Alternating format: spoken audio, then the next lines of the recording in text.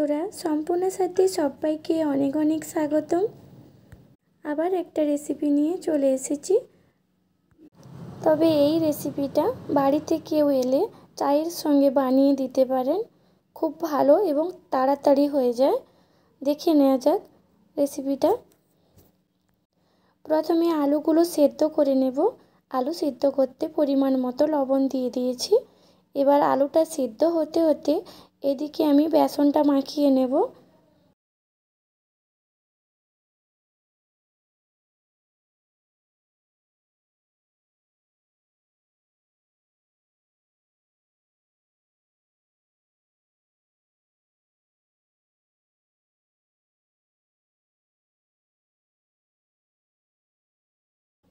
এখানে বেসন মাখাতে নিয়েছি হলুদ, লবণ, লঙ্কা গুঁড়ো আর কালো জিরে।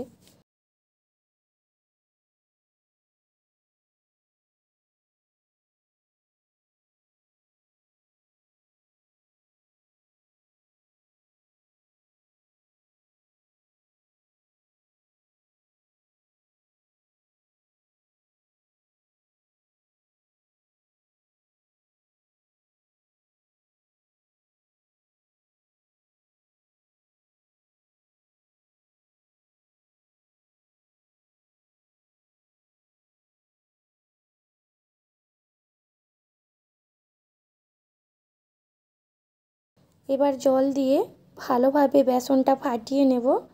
তবে যত ভালো বেসন ফাটানো হয় তত প্যাটিসটাও ভালো হবে। তবে এইভাবে ভালোভাবে বেসনগুলো একটু মিশিয়ে নেবেন হাত দিয়ে, নাহলে বেসনের ডালুগুলো ভাঙবে না, তখন ভেসে থাকবে। বেসনটা রেডি হয়ে গেছে। এদিকে আলুটাও সেদ্ধ হয়ে গেছে, আলুটা নামিয়ে নেব।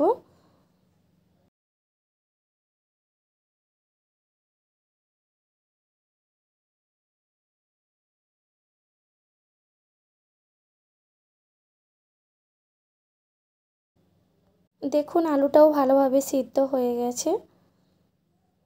এবার প্যাটিসের জন্য পুর বানিয়ে নেব আলুটা মাখাতে আমি নিয়েছি হলুদ, কুচানো পেঁয়াজ এবং একটা ডিম।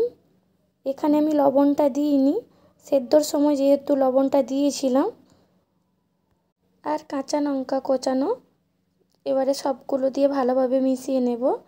দেখুন পুরটাও রেডি হয়ে গেছে। আমি এখানে ব্রেডগুলো তিকোনা করে কেটে নিয়েছি।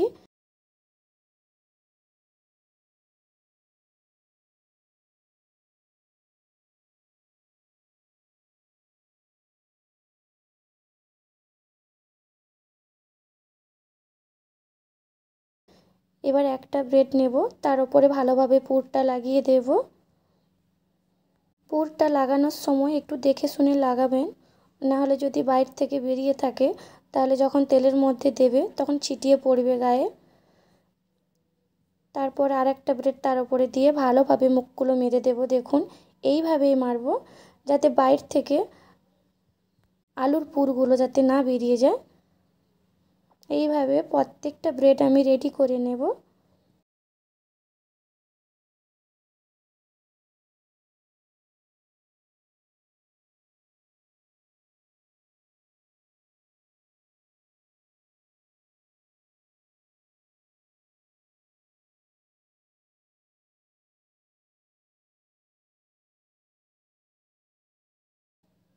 ব্রেড রেডি হয়ে গেছে। এবার কড়াইয়ের মধ্যে সাদা তেল দিয়ে দেব।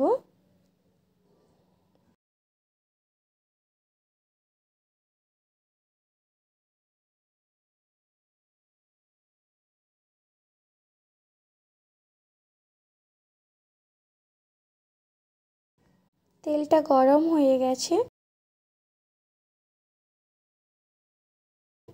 এবার ব্রেডগুলো তেলের মধ্যে দেব। তবে ব্রেডগুলো যখন বেসনের মধ্যে ডুবিয়ে তুলবেন তখন দেখে শুনে তুলবেন, নাহলে ব্রেডের মধ্যে পুরগুলো বেরিয়ে পড়বে।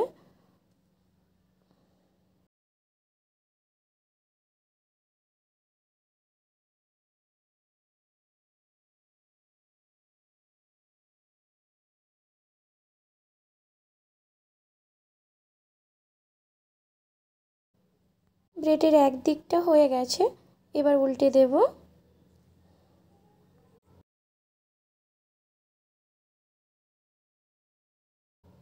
প্যাটিসটা রেডি হয়ে গেছে। এটা খেতে সসও নিতে পারেন এবং চায়ের সঙ্গেও খেতে পারেন। আজকের প্যাটিস বানানো কমপ্লিট। আবার দেখা হচ্ছে পরের ভিডিওতে।